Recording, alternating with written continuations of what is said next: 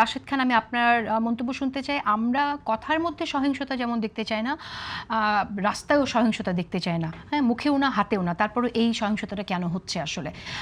যদি কেউ উস্কে দিয়ে থাকে, যেটা অনেকে বলছে, তাহলে সেই ফাঁদে গিয়ে কেন বিএনপি পা দিচ্ছে?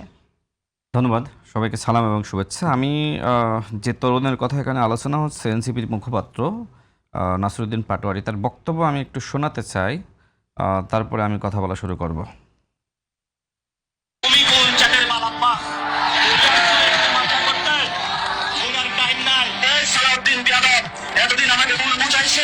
বাংলাদেশের জনগণের আছে ক্ষমা চান, শিলংয়ের সেই ঘেটুপুত্র সালাউদ্দিনের বেতন হবে। ওই গাদ্দারের বাচ্চা এত আশা ভরসা তোমার উপর আমরা বিশ্বাস করেছিলাম একটা প্রতিমন্ত্রী দিয়ে যদি তুমি বিএনপির কাছে বিক্রি হইতে পারো, তাহলে আমাদের এতদিন যে তোমাকে লাইক দিয়েছি, তোমার কথা শুনেছি, আমরা সেই সেটা হইতে পারে চুটার বাড়ি। আমার মনে হয় যে রাশেদ খান রাষ্ট্রপতি কেন বাংলাদেশের যে মন্ত্রণালয় আছে সেই মন্ত্রণালয়ের যোগ্য রাখেন না। এই যে কোকাপুত্র জমিদার, এই যে কি যেন ওনার নাম, বেয়াদব একটা ঈশ্বর।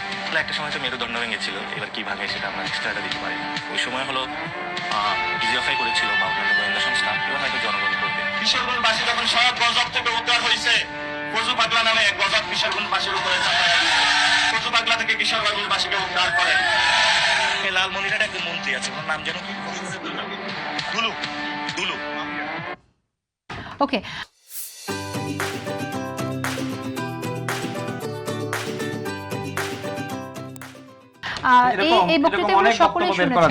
এরকম অনেক বক্তব্য বের করা যাবে, হয়তো কয়েক ঘন্টা লাগবে।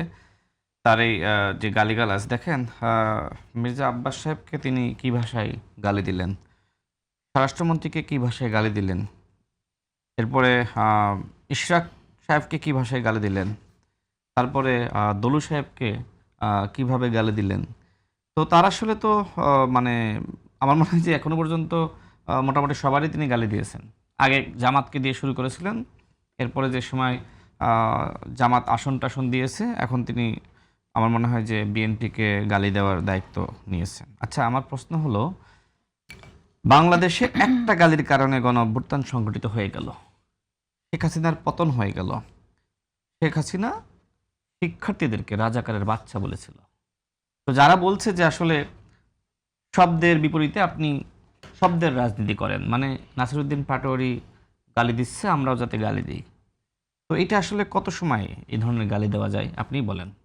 যেমন আমাদের হাবিবুর রহমান হাবিব ভাইয়ের কথা আসছিল, হ্যাঁ, তিনি হয়তো একটা প্রেক্ষাপটে হয়তো ক্ষুব্ধতার জায়গা থেকে তিনি এ ধরনের শব্দ চয়ন করেছেন, কিন্তু প্রতিনিয়ত না, যেটি আপনি বললেন।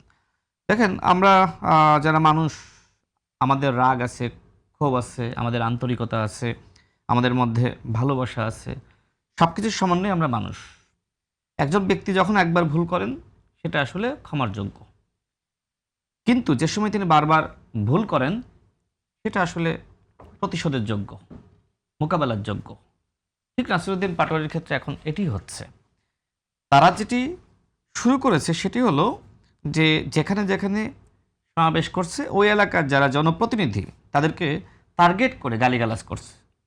এখন না হয় বিএনপি যারা নেতৃবৃন্দ, তাদেরকে কন্ট্রোল করলেন, ওই এলাকার যে সকল মানুষ ওই নেতাকে ভালোবাসে, ভোট দিয়েছে, সংক্ষুব্ধ জনতা, কিছু জনতা থাকে না খুবই পাগল, দল পাগল বা নেতা পাগল বা এলাকার মানে জনপ্রতিনিধির পাগল, তো তখন তারা আসলে কি করবে? তখন তো তারা তাদের ক্ষুব্ধতার বহিঃপ্রকাশ ঘটাবেই। আপনি 50টা জায়গায় এরকম করেছেন, কেউ কিছু বলে নাই। 51তম জায়গায় এসে ওই এলাকার মানুষ এতটাই ক্ষুব্ধ হয়েছে, আপনাকে মানে তারা আসলে এটার প্রতিক্রিয়া ব্যক্ত করেছে। এটা অনাকাঙ্ক্ষিত, আমরা এটাকে অ্যালাউ করি না। কিন্তু আপনি যেটা করতেছেন, আপনাদের কৌশল কি? যদি এইভাবে চলমান থাকে, আমি যেটা শোনালাম, তাই না, নাহিদ ইসলাম কি করতেছেন? তিনি কি আসলে নাসিরউদ্দিন পাটোয়ারিকে দিয়ে বিএনপিকে ঘায়েল করাচ্ছেন? আমরা তো নাহিদ ইসলাম বলেন, আখতার হোসেন বলেন, বা আপনার তাদের অন্য যারা আছে, তাদের বক্তব্য নিয়ে খুব বেশি প্রতিক্রিয়া ব্যক্ত করার সুযোগ নাই, আমরা করিও না। অনেকে রাজনৈতিক বক্তব্য দিয়ে থাকেন, বিশেষ করে আমার কাছে মনে হয় যে এখনো পর্যন্ত এনসিপিতে সব থেকে বেশি ক্লিন ইমেজের রাজনীতি করছে এবং প্রকৃতপক্ষে নতুন বন্দোবস্তের রাজনীতি করছে আখতার হোসেন। এর বাইরে নাহিদ ইসলামও অনেক সময় আসলে মনে হয় যে তিনি এই নতুন বন্দোবস্তের রাজনীতি থেকে দূরে সরে যান, আবার ফিরে আসেন।